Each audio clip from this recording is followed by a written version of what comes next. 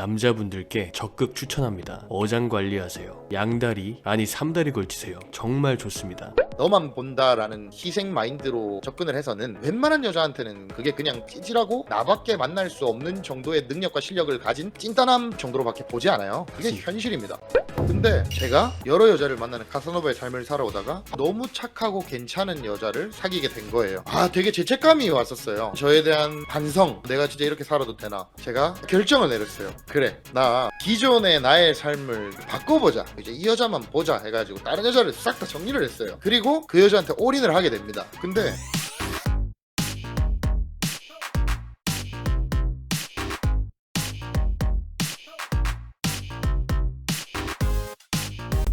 지금부터 하나하나 말씀드려 볼게요. 끝까지 집중해주세요. 제가 실제로 이런 경험들을 했고 너무나 좋은 경험이었기 때문에 잘 말씀을 드릴 수 있는 건데요. 여러 명의 여자를 만나면 여러분이 이 경험을 하게 되면 여러 명의 여자가 저한테 언제 만나줄 거냐부터 시작해서 다른 여자를 만나고 있는데 전화가 오고 이런 것들을 겪으면서 너무 신기했고 결과적으로 제가 자기애가 엄청나게 높아졌어요. 와, 내가 진짜 괜찮은 남자구나. 와, 내가 진짜 매력적인 남자라구나. 이런 확신이 생겼어요. 본인을 사랑할 줄 아는 사람이 다른 사람들한테도 사랑을 잘 받을 수 있다고 생각을 하거든요. 이런 남자들은 계속 여자를 더욱더 잘 만나게 되는 거죠. 계속 선순환의 반복인 것 같아요.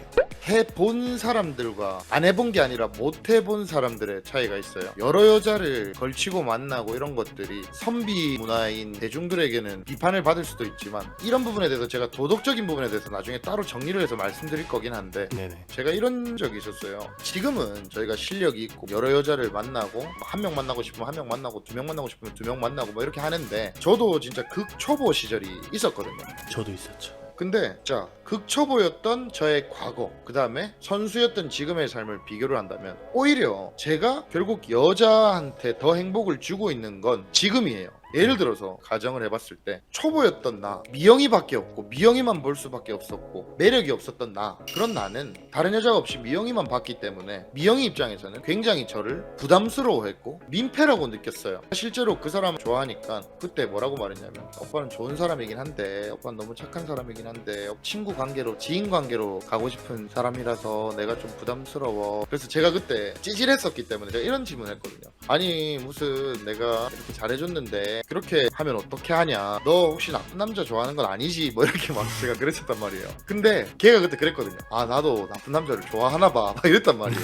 근데 지금은 제가 수많은 여자가 있고 미영이가 아니라도 다른 여자들을 막 만날 수가 있단 말이에요. 감정 분리가 돼요. 감정 분리. 저는 이미 여러 여자가 있고 여유가 있고 매력이 있기 때문에 그 여자한테 집착을 안 하게 돼요. 민폐를 안 끼치게 된다고요. 부담을 주지 않게 돼요. 너 그냥 나랑 재밌게 놀고 재밌는 시간 보내자. 아니면 어쩔 수 없지, 우리가 안 맞는 거고 인연이 아닌 거지. 이런 행동, 대화, 연락, 이런 많은 부분들에 제가 아쉬울 거 없고 이런 느낌이 들어가 있기 때문에 여자 입장에서는 부담이 없고 이 남자는 나 아니라도 다른 여자를 만날 수 있는 매력적인 사람인가 보다라고 생각을 하게 되는 거죠. 그러면 결국 그런 남자를 만나고 있는 그 여자 입장에서도 더 행복해지게 되는 거고. 그러니까 이게 참 웃긴 거예요. 이게 웃긴 게 그런 남자들을 여자들이 더 좋아한단 말이죠. 그죠. 흔히들 여자들이 좋아하는 드라마에서도 삼각관계가 진짜 많이 나오잖아요. 이 사람이라는 거는 뭔가 긴장감 속에 서로 간에 연애가 있어야 되는 것이고 뭔가 질투라든지 인기라든지 이런 다양한 다른 이성과 관련된 것들이 섞여야 더 큰 매력으로 느껴지는 것이지, 너만 본다라는 희생 마인드로 접근을 해서는 웬만한 여자한테는 그게 그냥 찌질하고 나밖에 만날 수 없는 정도의 능력과 실력을 가진 찐따남 정도로밖에 보지 않아요. 그게 현실입니다. 근데 저한테 한 명만 봐라, 당신들은 나쁜 삶을 살고 있다, 이렇게 살아가는 거에 대해서 뭐라고 한다? 뭐라 하실 수 있는데 기혼자도 아니고 미혼자인데 아직까지는 전혀 바꿀 마음이 없습니다. 이게 얼마나 행복한데. 진짜 느껴보세요 여러분들. 본능 전략하고도 관련이 있어요. 남자 입장에서는 많은 파트너를 둬가지고 자손을 남길 가능성을 높이려는 본능을 가지고 있는 거죠. 그리고 남성의 중요 부위가 굉장히 튀어나와 있고 휘두를 수 있는 그런 느낌처럼 딱 봐도 그냥 많이 사용할 수 있도록 만들어져 있잖아요. 본능 본능에 충실한 거고 원래 자연의 섭리이자 순리이기 때문에 우리 남자들은 그렇게 함으로써 행복감을 느끼고 가지고 있던 욕구, 불만 이런 것들이 해소가 되고 너무나도 이런 것들이 당연한 거거든요. 당연하게 필수적으로 밥을 먹듯이 잠을 자듯이 해야 되는 본능적인 기본적인 일을 당연하게 하는 거기 때문에 여러분들께서 법적으로 문제가 없는 테두리 내에서 가능하면 해라 말씀을 드리고 싶고요. 여자들도 그렇고 남자들도 그렇고 하고 싶은 날이 분명히 있을 겁니다. 맞죠? 맞죠. 네. 근데 여자 한 명만 만나는 남자는 여자에게 구걸하게 돼 있어요. 여자가 생리인데도 사정사정 하다가 결국 관계를 망쳐버리는 경우도 있고요. 반면 저 같은 경우는 여자가 저한테 해달라고 애원을 합니다. 집 데이트를 할 때면 저 같은 경우 성격이 어떤 재밌는 거에 하나 꽂히면은 그거를 완전히 파고드는 성격이 있어요. 그럴 때 제가 여자한테 말하죠. 우리 각자 자유시간 2-3시간만 갖자. 나 건드리지 말아주라 라고 말하면 여자가 그럼 해주고 가라고. 대체 나한테 언제 해줄 거야? 이런 식으로 물어보거든요. 그래서 결국 이 관계의 주도권은 제가 쥐고 있어요. 어떤 여자도 저처럼 여유롭고 당당하고 목마르지 않은 모습의 남자를 겪어보지 못했을 겁니다. 저는 이게 일반적인 남자들과 저의 큰 차별화라고 생각이 되고요. 이게 결국 제가 욕구가 완전히 충족되어 있는 상태이기 때문에 항상 저의 에너지는 넘치고 분위기가 밝아요. 그리고 이런 것들이 충족이 돼 있기 때문에 제가 세상을 살아가는 데 있어서 저는 엄청 만족스럽고요. 그리고 이게 결과적으로 긍정적인 마인드를 가지고 살아갈 수 있게 도와주는 것 같아요. 계속적으로 선순환의 반복이 되는 것 같고요. 세상을 살아가면서 저한테 일어나는 크고 작은 문제들 또한 저에게는 별거 아닌 것처럼 잘 지나갈 수 있게 회복 탄력성이 높다고 할 수도 있겠죠. 반면 여자 문제가 해결되지 않은 사람들은 제가 봤을 때 마치 병든 닭 같아요. 제 눈에는 그런 것들이 해소되지 않은 사람들은 다 느껴지거든요. 여자가 오히려 해달라고 한다 하셨잖아요. 원래 우리나라 대부분의 남자들은 반대거든요. 여자한테 구걸을 하잖아요. 그렇죠. 근데 우리 같은 사람들은 여러 여자가 있다 보니까 언제든지 그런 것들을 할 수 있기 때문에 그럼요. 특정 여자한테 구걸할 필요가 없다고요. 선택권을 가지게 되고 갑이 되고 남자들은 해달라고 여자한테 엄청 아부를 많이 하고 저자세로 나가고 이러는 부분들이 큰데 그럴 필요가 없는 거죠.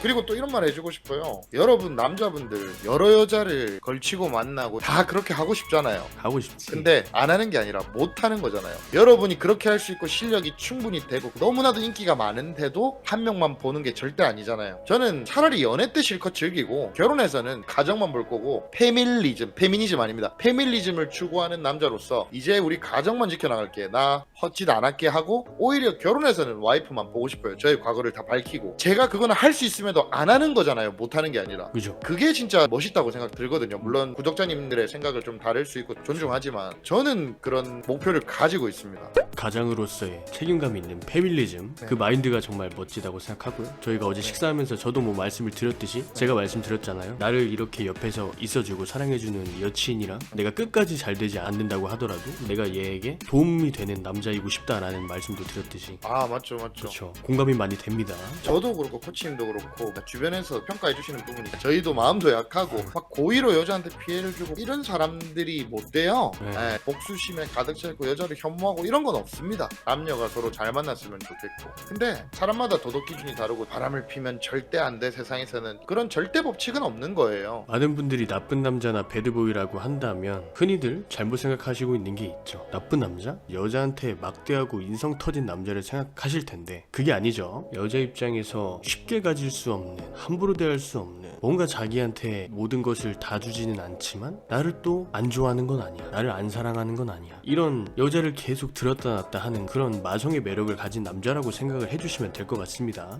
또 좋은 점 하나가 저는 다채로운 여자들을 경험할 수 있다고 생각해요. 저 같은 경우는 대표님 아시겠지만 제가 여자를 보는 기준이 좀 까다롭습니다. 외모적인 부분도 있고 내적인 부분도 있는데 뭐 손가락이 가느다랗고 길어야 되고 손톱이 진짜 깨끗해야 돼요. 큐티클이라고 하죠. 큐티클도 딱 어느 적정 이만큼 있어야 되는 뭐 그런 것도 있고요. 엄지발톱이 너무 막 짤다막해도 안 되고 얼굴 피부는 당연히 좋아야 되고 피부색은 저는 무조건 하얘야 돼요. 그리고 코어통은 작아야 돼요. 발목도 얇아야 되고 등등 이런 제가 외적인 부분에 대한 기준도 있단 말이에요. 말씀드린 것 외에도 내적인 부분들 또한 저랑 성격적으로 잘 맞는 그런 여러 가지 저만의 기준들이 있어요. 웬만하면 이런 거를 최대한 충족하는 여자를 만나려고 하거든요. 지금 만나는 애는 대부분 충족을 하고 있어요. 근데 남자들이 여자를 만날 때 세워놓은 본인들만의 이상한 기준들이 있을 텐데 이런 부분들을 거의 다 충족하는 여자를 여러분들이 당장 만나기란 정말 쉽지 않을 거거든요. 모든 여자들이 여러분들의 기준에 다 부합할 순 없어요. 아 얘는 얘는 이게 좋은데 얘는 이게 아쉬울 수 있고, 얘는 외모는 좋은데 성격이 아쉬울 수 있고, 반대로 성격은 너무 매력적인데 외모가 이런 부분이 좀 아쉬울 수 있어. 여러 명의 여자를 만나다 보면요, 이런 것들이 다 충족이 되다 보니까 그냥 즐거워요. 제가 최근까지 요즘 되게 핫한 걸그룹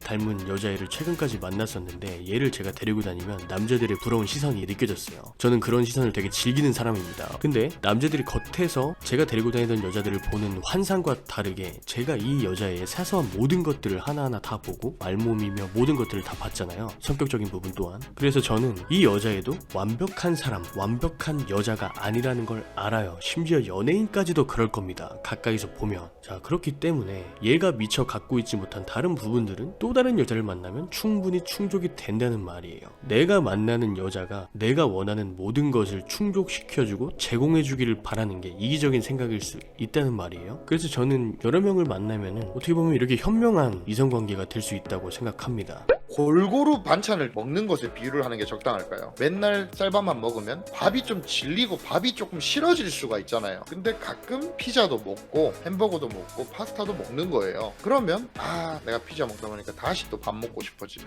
진짜 이런 느낌이 들면서 기존에 A라는 여자를 만나다가 B를 만나면 또 A가 또 보고 싶고 더 보고 싶어져요. 오히려 A만 계속 만나는 것보다는 B한테 한번 갔다 오면은 다시 또 그 A라는 여자가 더 소중하게 느껴지고, 이런 것들이 있다는 거를 많이 느꼈거든요. 그쵸.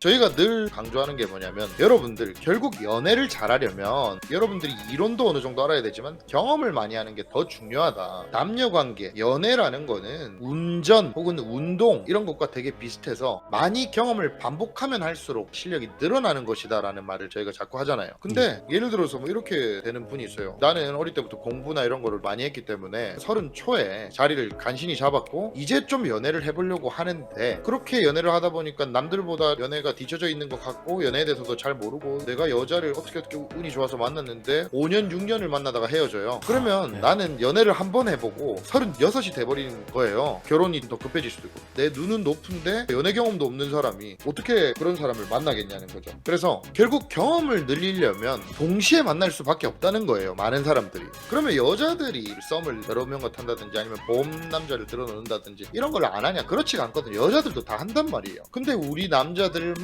한 사람만 보고 이렇게 있다? 그거는 여자와의 경험 차이가 있어요. 우리가 여자보다 경험이 많아야 되는 신체 구조를 가졌고, 남자가 연애를 여자보다 많이 해서 리드를 해야 되는 동물인 건데 여자보다도 경험이 없다? 그럼 말이 안 되기 때문에 경험을 많이 하기 위해서라도 결국 많이 하려면 벼락치기 마인드, 즉 여러 명과 동시에 하는 수밖에 없다. 특히나 나이가 많은 분들일수록, 연애를 많이 안 해본 분들일수록. 자, 이제 도덕적인 부분들 이야기를 해볼게요. 제가 어떤 적이 있었냐면, 제가 이렇게 이성학의 전문가로서 대표로서 있으면서 맨날 길거리에 나가거나 모임에 나가서 남녀들을 이어주거나 연애를 가르치는 사람으로서 제가 그런 여자를 만날 기회가 많다 보니 저는 자연스럽게 선수의 삶을 살 수밖에 없어요. 근데 제가 몇 년간 여러 여자를 만나는 카사노바의 삶을 살아오다가 너무 착하고 괜찮은 여자를 사귀게 된 거예요.